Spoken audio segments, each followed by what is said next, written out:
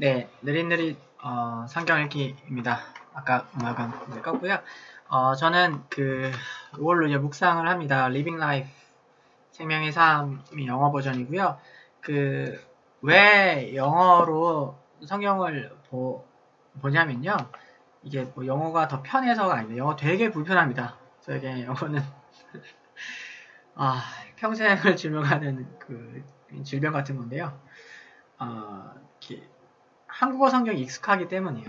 제가 저와 성경 공부를 하신 분들 이야기를 꼭 들으셨을 거예요. 익숙해진다는 게 얼마나 이렇게 나쁜 건지. 익숙한 번역으로 계속 읽다 보면 그냥 내가 알고 있다라고 생각해요. 다 알고 있고 다 이해하고 있다라고 생각을 합니다. 하지만 그렇지 않아요. 그래서 다양한 번역 성경을 보는 것이 되게 도움이 실제로 됩니다. 한국어 많은 번역도 있지만 그것보다는 영어 번역이 한 100개 이상의 영어 번역이 있어요. 성경 번역이 있습니다. 그 중에서는 단어를 1대1로 이렇게, 그러니까 히브리어나 헬라어를 그냥 그대로 번역해낸, 1대1로 해낸 직역이라고 하죠. 직역 번역들도 많이 있고요. 그 다음에 뭐라고 하나요? 의역이라고 하죠. 그 내용을 내용 중심으로, 내용이 이해되게, 문장이 어색하지 않게 그냥 풀어 쓴 번역들도 되게 많이 있습니다. 대표적인 영어 번역 NIV 같은 경우에도 의역과 직역이 한 중간쯤 된다고 보시면 되는데요. 그래서 저는 낯설고 어려운 영어 번역을 여러 개를 좀 참고하면서 제가 머릿속에 갖고 있는 요한복음이라는 번역이 아니라 제가 이해하고 소화한 그런 번역을 새로 좀 써내는 거, 그거를 어떤 제 묵상의 포인트로 좀 잡았습니다. 그래서 묵상은 회원 공부가 아닙니다. 그렇기 때문에 좀 더 자유롭게 할 필요가 있지만 저는 좀 더 깊이 읽고 그 깊이 읽기를 통해서 좀 더 하나님께서 말씀하시는 걸 좀 듣고 싶은 마음이 있었습니다. 그래서 월간 사도행전 29장에도 쓴 것처럼 저만의 탈굼을 만들려고 합니다. 요한복음. 앞으로 이제 이렇게 몇 권을 할 건데요. 탈굼이라는 거는 아까 했지만 이제 포로기 이후에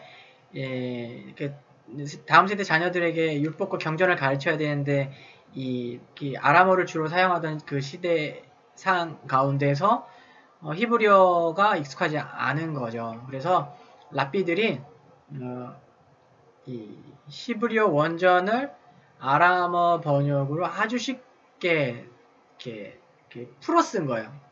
풀어 쓰기 때문에 그것 가운데 해석도 들어가죠. 그래서 그것을 어떤 성경어라고 하기보다는 다른 용어의 카테고리를 열어서 탈굼이라고 했습니다. 그래서 저도 1차적으로 저를 위해서 새로운 번역을 번역을 해보는 거고요. 그래서 저만의 탈굼이라고 합니다. 지금 요한복음 1장 1절부터 8절까지를 제가 할 건데 완성된 탈굼이 아니에요. 제가 이제 과정을 말씀드리겠지만 제가 이제 묵상하고 또 이 책에다가 저만의 탈굼 한 절씩 이렇게 다시 정리하고 있는데 또 다시 이렇게 보면서 추가될 게 있고 빠야 될 게 있고 어색한 문장이 있더라고요. 월간 사도행전 29장에서 제가 다시 이제 거기다 적으면서 비교해 보면서 이게 아니네 하는 생각을 좀 하게 됐습니다. 그래서 저는 이제 묵상을 하면서 1차적으로 NIV로 이렇게 성경을 읽고 해석을 하고요. 그 다음에 고맙게도 Living Life에는 NLT 버전이 조그만 것이 같이 있어요. NLT 버전이 New Living Translation이라고 할 거예요. 그래서 그러니까 NIV는 직역 성경, 그리고 NLT는 의역 성경을 대표하는데 그렇게 해서 두 개를 다 넣어주시는 것 같아요. 저는 이거를 두 개를 기본으로 하지만 킹제임스 버전, 뉴킹제임스 버전, 그 다음에 ESV 약간 요건 다 직역 성경들이죠. 직역 성경들이고 그 다음에 YLT 번역이라고 이게 한 영이라는 학자가 젊은 학자가 아니라 이름이 영이에요. 학자가 히브리어를 정말로 1대1 그대로 원어를 그냥 이게 문장이 어색하든 안과 상관없이 그냥 1대1로 그대로 풀어 쓴 번역이 있어요. 그래서 요즘은 너무 시대가 좋아서 스마트폰에 성경 대표적인 그 성경 어플이 U 버전이라는 게 있거든요. 그게 이제 한국 버전은 몇 개 안 되지만 그 영어 번역은 최소한 50개 이상 한번 주의 깊게 볼 만한 버전은 다 있습니다. 그 다 있어서요. 그거 참고하고요. 왜냐면 이게 히브리어나 헬러는 그 문장의 순서가 중요합니다. 왜냐면 문장의 순서가 이렇게 뒤섞여도 의미가 달라지지 않아요. 그렇기 때문에 강조하고 싶은 문장을 앞으로 이렇게 가져오거나 이렇게 합니다. 그럴 때 문장 구조 안에서 이렇게 말하고자 하는 것이 드러나는 경우가 꽤 있어요. 근데 이제 의역을 하게 되거나 한국어로 말이 너무 어색하지 않게 그걸 번역하다 보면 그런 내용들이 이제 없어지죠. 그래서 모든 걸 다 이렇게 비교하는 게 아니라 성경을 쭉 읽다가 요거는 좀 애매하다. 이게 뜻이 명확하지 않다고 하는 것과 기본적으로 NIV, NLT나 이런 걸 비교하면서 해석이 다른 거. 그런 부분들은 이제 거기까지 가고, 그 다음에, 그러다 보면은, 가끔 가다 몇 단어들, 어떤 문장들이, 좀 결정이 서지 않습니다. 결정이 서지 않으면, 이렇게 원어 성경을, 이렇게 사전을 뒤져가면서, 요즘은 이제 성경 프로그램이 잘 돼 있어서 이렇게 바로 이제 마우스만 딱 갖다 대면 이렇게 나와요. 그래서 그래도 이제 원어를 간단하게는 볼 수 있기 때문에 제가 원어를 직독직해 막 이렇게는 못합니다. 다만 이제 그거 배웠기 때문에 이 언어가 어떻게 된 건지 알고 좋은 이제 성경 프로그램들의 도움을 받아서 원어가 이야기하고자 하는 것들을 파악해낼 수 있죠. 그래서 특정한 단어 문장들을 이렇게 보면서 제가 이제 풀이를 합니다. 네, 제가 이 탈쿰 제가 이렇게 그 성경을 이제 해석할 때 중요하게 여기는 거는 되도록이면 직역을 하려고 하지만 어떤 단어는 혹은 어떤 문장은 원어 혹은 영어와 오늘 우리가 쓰는 단어가 1대1로 대응되지 않는 경우가 있어요.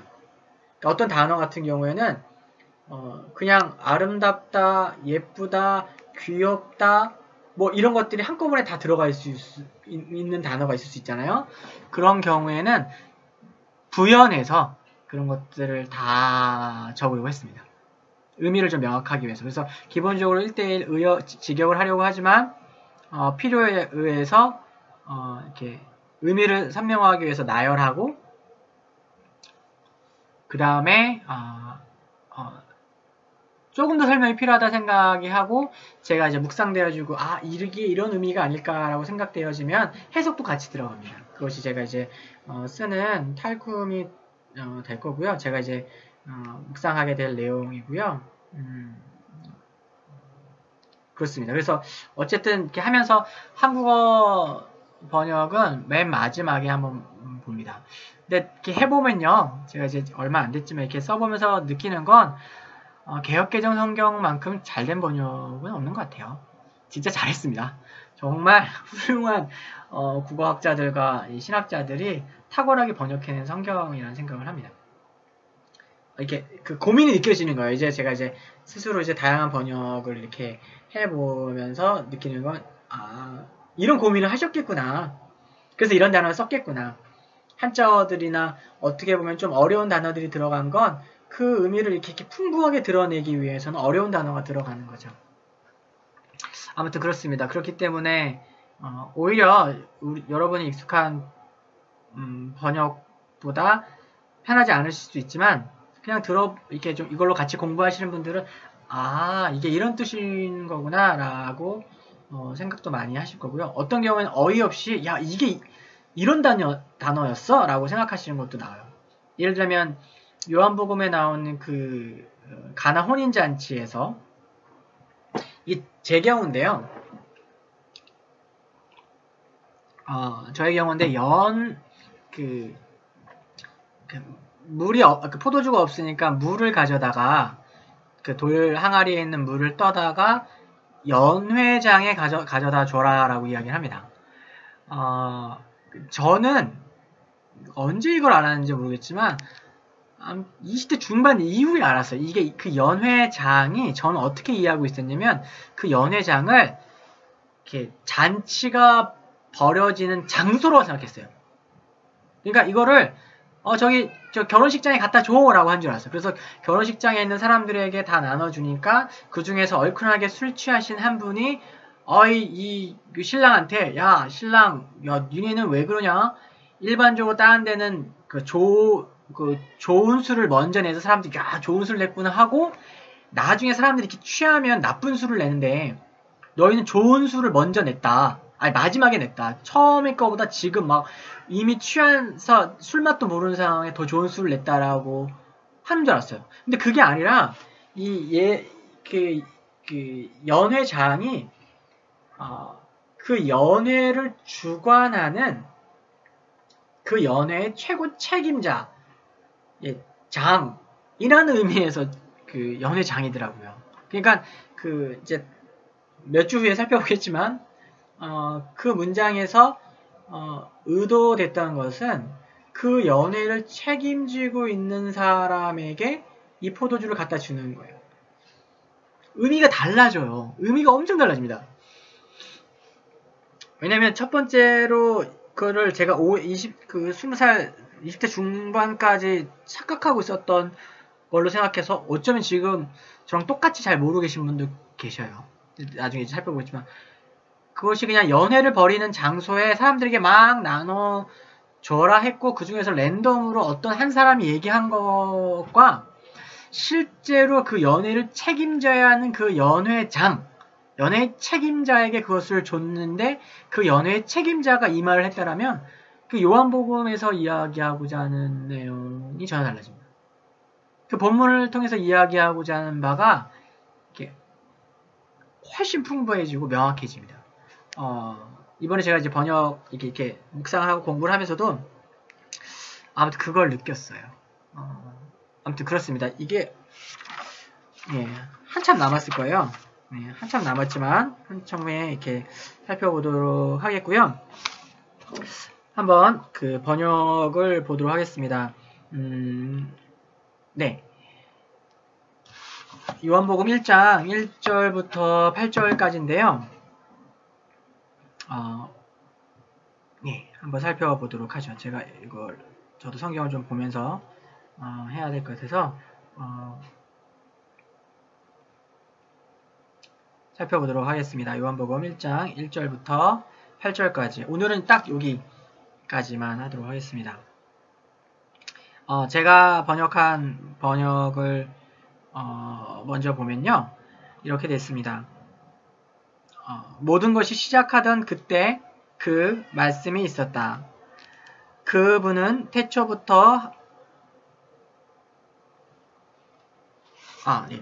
다시 하겠습니다. 지금 제가 요한복음을 펴놨어야 되는데 안 펴놔서요. 잠깐만요. 제가 이걸 좀 할게요.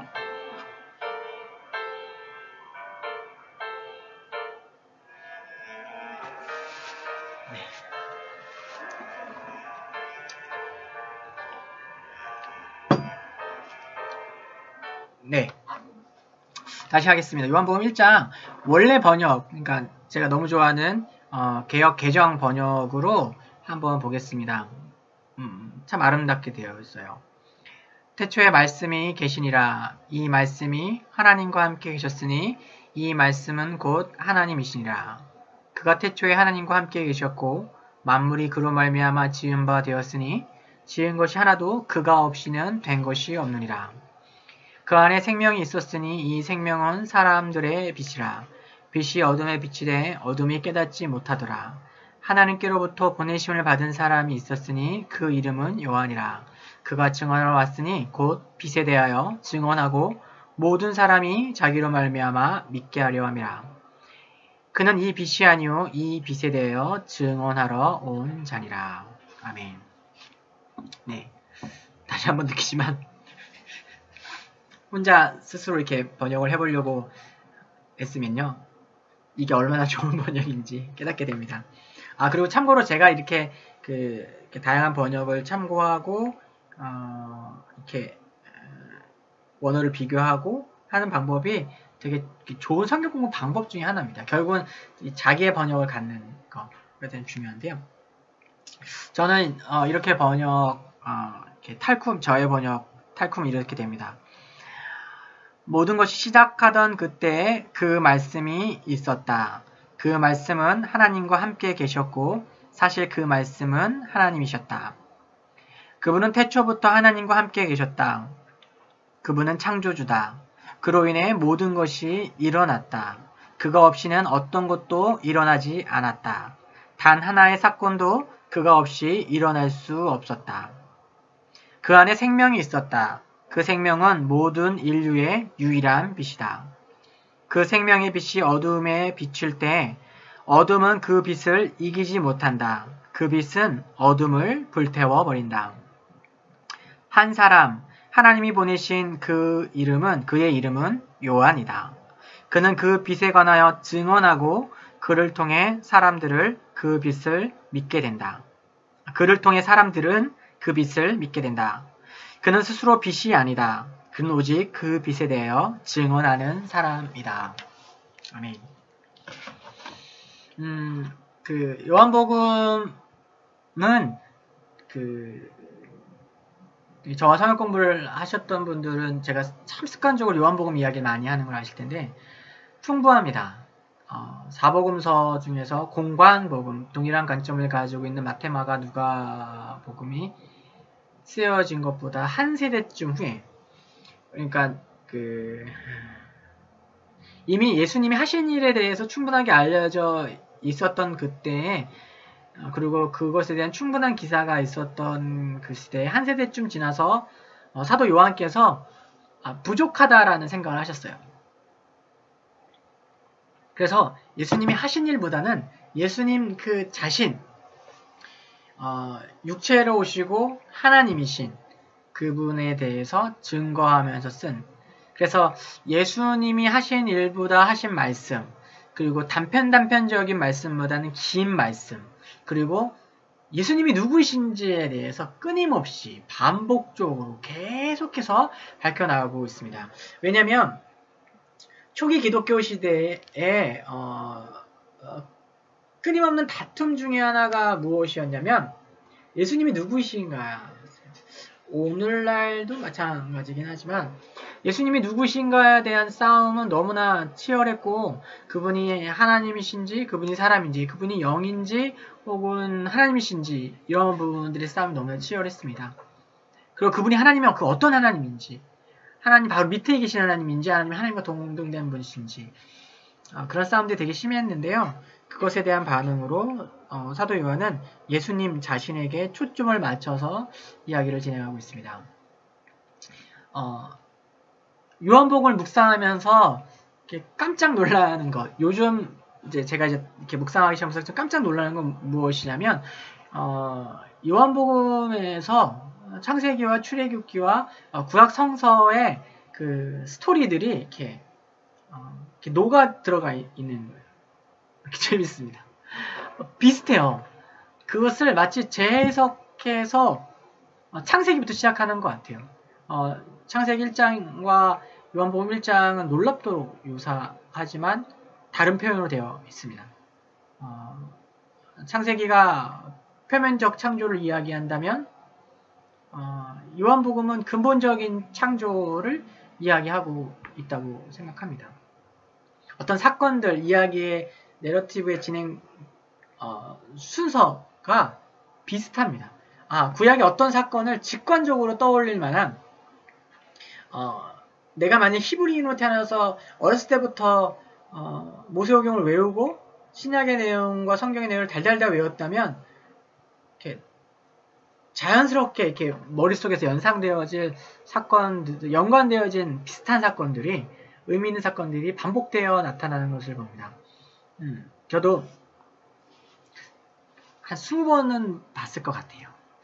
그래서 어느 순간부터 성경의 이 스토리들 신약의 어떤 이야기들이 단순히 이 이야기뿐만 아니라 그 구약의 그 우물에서 길러낸 이야기들이 많다는 것을 좀 느끼게 됐습니다. 자기 나이만큼은 성경을 읽어야 한다고 하는데 그렇게 될지 모르겠지만 아무튼 창세기 오늘 읽은 요한복음의 말씀도 마찬가지입니다. 요한복음 오늘 1장 1절부터 8절에서 사실 그 세 가지를 이야기합니다. 그 예수님에 대해서 세 가지를 이야기하는데 첫 번째 그건 뭐냐면 그는 하나님과 함께 하신 하나님이다. 1절과 2절에 나옵니다. 두 번째는 그는 창조주다. 그가 창조하신 분이다. 세 번째는 그는 어둠이 은폐할 수 없는 악, 죽음, 사망이 이렇게 꽁꽁 싸매서 숨길 수 없는 인류의 빛이다. 모든 사람의 빛이다. 그러니까 그분이 하나님이신데 이런 분인 것들을 이야기하고 있습니다. 1절부터 보면요. 태초에 말씀이 계신다라고 하고 이 말씀은 하나님과 함께 하신 이 말씀은 곧 하나님이시니라 라고 번역을 했습니다. 그래서 in the beginning 시작에 가 강조됩니다. 창세기 1장과 동일하죠. In the beginning God created. 근데 in the beginning was the world. 시작할 때 영어하니까 부끄럽네요. 네, 아무튼 태초에 하나님이 계셨다. 그리고 창세기는 태초에 하나님이 창조하셨다. 근데요, 태초에 말씀이 계셨다라고 합니다. 그리고 그 말씀은 그 말씀은 하나님이셨고 또한 그 말씀은 하나님과 함께 있었다라고 이야기하고 있습니다. 모든 것의 시작, 근원이라는 부분에서 in the beginning이 맨 앞에 나와 있죠. 그리고 2절에서 뭘 강조하고 있냐면요. 이게 좀 다른데 요한복음 그 개역개정에서는 그가 태초에 하나님과 함께 계셨다라고 이야기하는데요. 조금 더 그분이 태초부터 계신 하나님이시라는 의미가 영어 버전이나 원어에 좀 더 뭐랄까요? 강조되어 있는 것 같습니다. 똑같은 말을 1절에서 했는데 다시 반복하고 있어요. He was with God in the beginning. 그는 그 말씀은 태초부터 하나님과 함께 계셨다. 그 하나님이 그 말씀이 하나님 밑에 계신 분이 아니라 하나님과 어떤 서열이 있는 분이 아닌 것. 동등되신 동일한 권위와 위격과 영광과 위엄을 가지신 태초에 계신 분.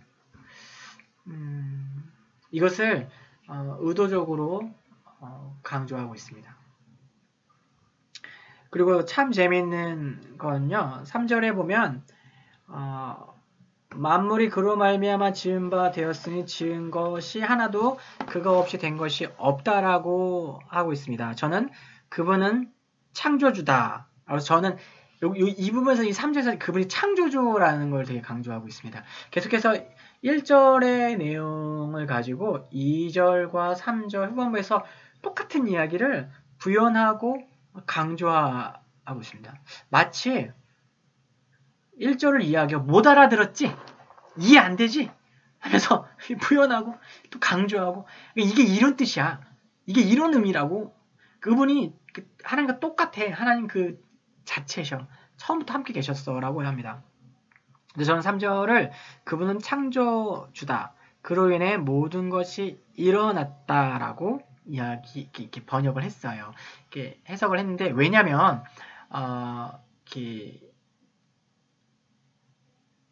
영어 번역도 made라고 합니다. 만들었다, 창조했다라고 지은 바 되었다 이런 식으로 표현을 하지만 좀 더 원어에 가까운 이건 이제 원어 성경까지 찾아보면 made란 단어를 쓰지 않고 happen이라는 단어를 씁니다. 어떤 사건. 그를 떠나서 어떤 사건도, 어떤 일도, 어떤 것도 일어나지 않았다. 이게 좀 더 큰 의미인 거예요.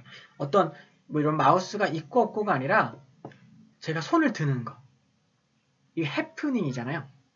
제가 이렇게 쳐다보는 거. 이 동작 하나하나, 음성 하나하나, 음절 하나하나, 호흡 하나하나가 사건이에요.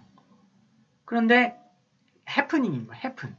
근데 지금 원어 성경에서는 원어 성경과 그 다음에 지금 이제 NIV나 이런 데는 안 그렇고요. ESV나 혹은 좀 더 그 원어에 가깝게 번역한 성경들을 보면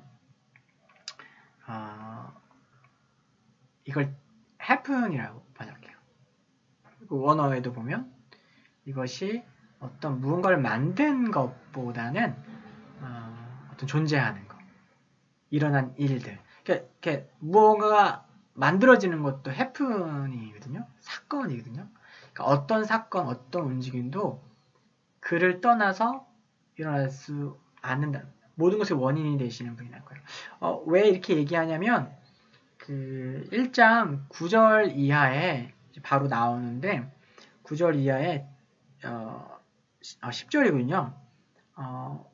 10절 이하에서는 똑같이 하나님 그분 똑같은 말처럼 이렇게 나오는데 뭐라고 나오냐? 10절에 보면 그가 세상에 계셨으면 세상은 그로 말미암아 지은 바 되었으면 세상이 그를 알지 못하고, 그래서 그분이 세상을 만들었다라고 하는데 모든 것을 만들었다는 표현이 있는데 이때 made를 써요. 그러니까 창조했다는 거예요. 어떤 것이 있고 없고. 근데 이 앞부분에서는 단순히 어떤 물체 수준이 아니라 어떤 사건을 이야기합니다. 모든 것, 호흡하는 거 하나하나. 이 모든 것이 그로 말미암아 되었다. 그분이 주인이시고 주관자라시는 것을 대단히 강조하고 있습니다. 그래서 참새가 팔리는 것, 낙엽이 떨어지는 것, 그 모든 것까지 그 모든 것의 원인이 그분 하나님이시라는 것. 우리가 다 이해하기는 어렵죠. 이해가 안 될 때가 많이 있지만 그래도 그 사실을 진리로 받아들일 때 저는 좀 용기가 납니다. 힘이 생깁니다. 어떤 것도 우연이 아니고 어떤 것도 하나님의 뜻을 떠나서 되어지지 않는다는 거죠. 너무나 슬픈 일들, 요즘 이제 막 IS 같은 테러 단체들이 문제를 일으키는 거 보면 하나님 왜 저것을 그냥 내버려 두십니까? 하는 생각에 마음이 좀 울적해지고 안 좋기도 하지만 말씀을 통해서 다시 한번 모든 사건이, 모든 움직임이 그분 손 안에 있다라는 것, 그분의 다스림 안에, 이 모든 것의 원인이 그분이시라는 것을 생각하면 결과도 그분께 있지 않을까. 용기가 생깁니다. 평안이 생기고요. 그래서 저는 이렇게 묵상하면서 이렇게 썼네요. 어떤 사건도 그분을 떠나서 일어나지 않았다 라고 번역했습니다. 그분 안에 생명이 있다라고 요한복음이 이야기합니다. 생명, life, 생명 자체가 그분 안에 있다라고 얘기하고요. 그 생명이, 그 예수님 안에 있는 생명이 모든 사람의 빛이다라고 이야기합니다. 빛, 소망, 희망이라고 이야기합니다. 그리고 그 빛이 예수님을 이제 그 빛, 생명으로 또 이렇게 동일하게 표현하고 있는데요. 그 빛이 그 어둠을 이렇게 불살라 버렸다는 식으로 표현하고 있어요. 그 표현 너무 좋습니다. 그 빛을 어둠이 이기지 못했다. 빛이 어둠에 빛이 돼 어둠이 여기 아니고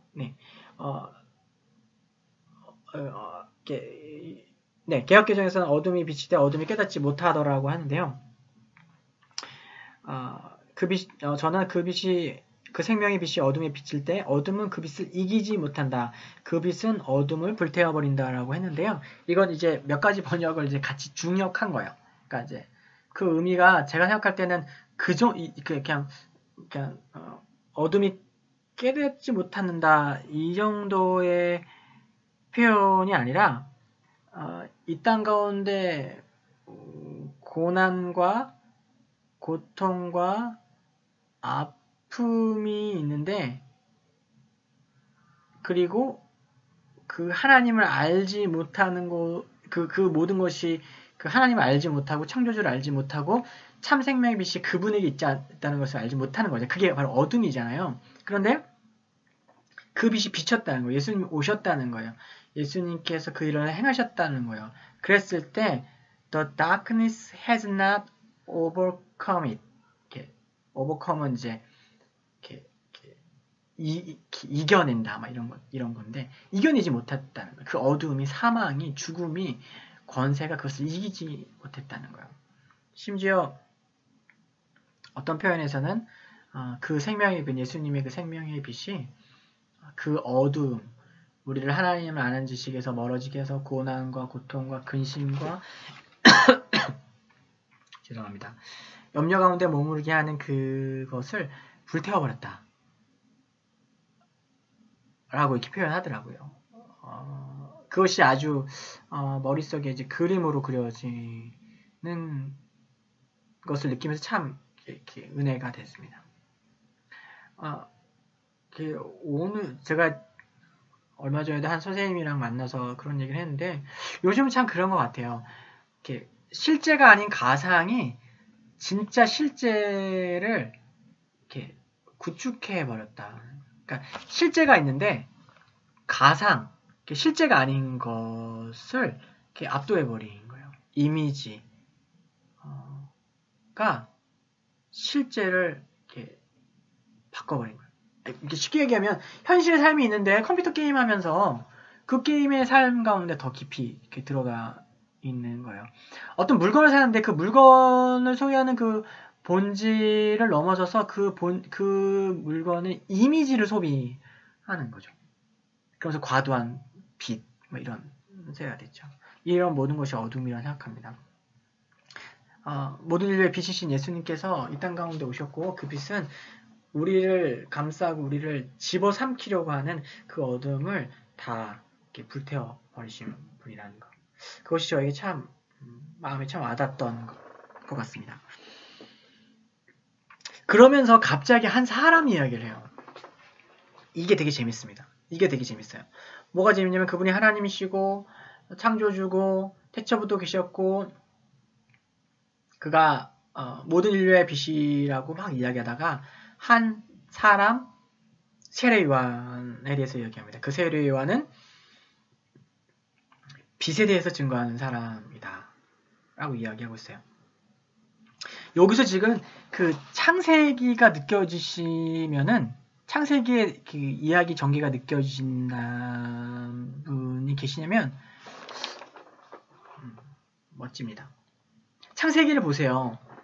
태초에 하나님이 천지를 창조하시니라 하고 천지를 이렇게 세상을 창조하시면 당신의 영광이 빛이 비춰진 다음에 어떻게 돼요? 한 사람이 나오죠. 아담이 나와요. 아담은 하나님을 대리 통치하는 존재죠. Image of God. 하나님의 대리 통치자로서 세상을 다스리고 그 세상 가운데 하나님의 영광을 드러내는 거죠. 그를 증언하는 거예요. 그게 바로 아담의 사명이었어요. 지금 그 사명을 받은 한 사람이 나왔는데 바로 세례 요한입니다. 지금 이제 이게 창세기랑 이야기가 비슷하게 진행되는 것 같아요. 주석이나 이런 걸 좀 더 참고해서 네, 저 주석도 이제 참고를 합니다. WBC 주석과 그 다음에 하우 주석이라는 걸 주로 참고합니다. 아무튼 그래서 아담, 세례 요한, 그 다음에 그 아담이라는 뜻이 그 사람이라는 뜻이잖아요. 그 사람의 존재 목적과 부르심이 무엇인가를 이야기하고 있지 않나 싶습니다. 이야기하고 있다라고 생각합니다. 이야기하고 있습니다. 그것은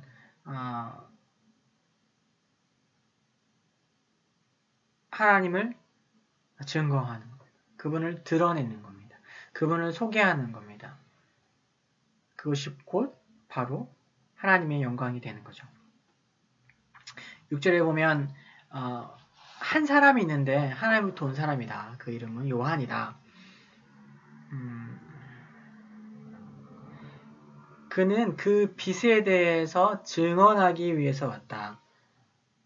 그리고 그 빛에 대해서 증언하는 그를 통해서 많은 사람들이 그 빛을 믿게 하기 위해서 왔다. 그 빛을. 8절을 보면 그는 그 자신으로 빛이 아니다. 그는 오직 빛에 대해서 증거하러 온 사람이다. 라고 이야기하고 있습니다.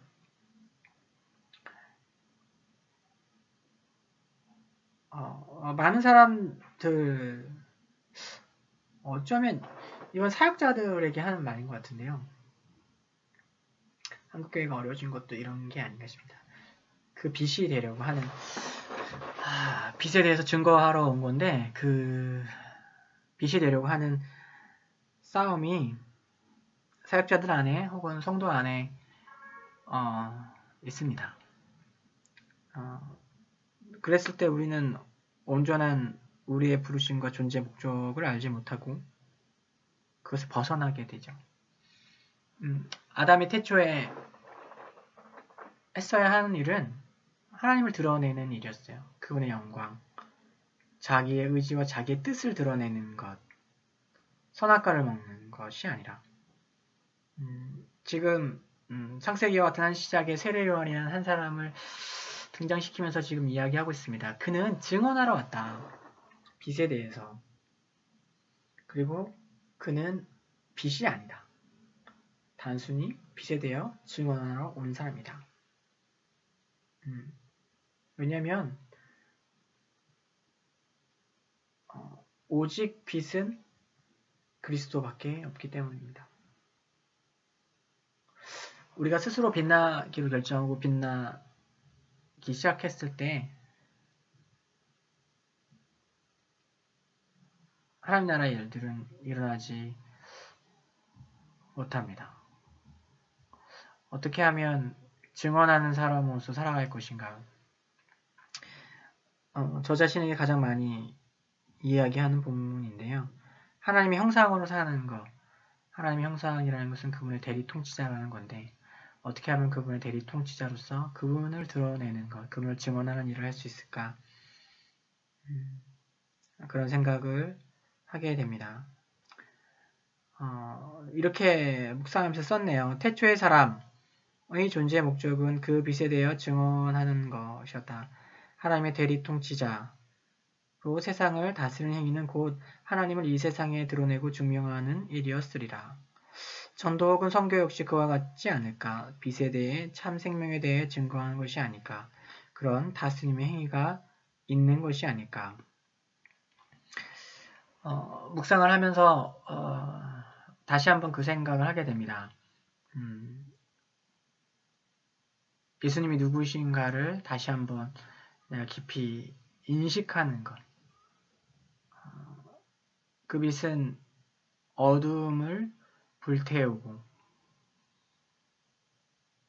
나의 두려움과 걱정과 근심을 말소시키고 정말로 그분의 은혜 가운데 들어가게 해주는 참된 빛인데 내가 스스로 빛이 되려고 하는 노력 그리고 내가 스스로 빛이 되지 못했을 때 느끼는 분노와 고통과 수치감 그것 때문에 우리는 나는 그 예수님을 진정으로 인식하고 이해하고 증언하는 삶에서 이렇게 멀어져 가는 것은 아닌가 하는 생각을 하게 됩니다. 어디에 있든지 하나님을 증언하는 그런 삶 살기를 소망하는 마음이 있습니다. 그렇기 때문에 사역을 하고 그렇기 때문에 선교사가 또 된다고 했겠죠. 다시 한번 그 은혜를 좀 사모하게 됩니다. 또 기도하게 됩니다. 그 모든 어둠을 불태워버리시는 그 어둠이 이길 수 없는 그 빛인 주님, 예수님께서 오늘 저와 또한 이 은혜를 나누는 듣고 계신 여러분에게 함께 있기를 다시 한번 소망하게 됩니다. 네, 마지막으로 다시 한번 제가 번역한 내용을 읽어드리고 오늘 묵상을 마무리하도록 하겠습니다. 모든 것이 시작하던 그때 그 말씀이 있었다. 그 말씀은 하나님과 함께 계셨고 사실 그 말씀은 하나님이셨다. 그분은 태초부터 하나님과 함께 계셨다. 그분은 창조주다. 그로 인해 모든 것이 일어났다. 그가 없이는 어떤 것도 일어나지 않았다. 단 하나의 사건도 그가 없이 일어날 수 없었다. 그 안에 생명이 있었다. 그 생명은 모든 인류의 유일한 빛이다. 그 생명의 빛이 어두움에 비칠 때 어둠은 그 빛을 이기지 못한다. 그 빛은 어둠을 불태워버린다. 한 사람, 하나님이 보내신 그의 이름은 요한이다. 그는 빛에 관하여 증언하고 그를 통해 사람들은 그 빛을 믿게 된다. 그는 스스로 빛이 아니다. 그는 오직 그 빛에 대하여 증언하는 사람이다.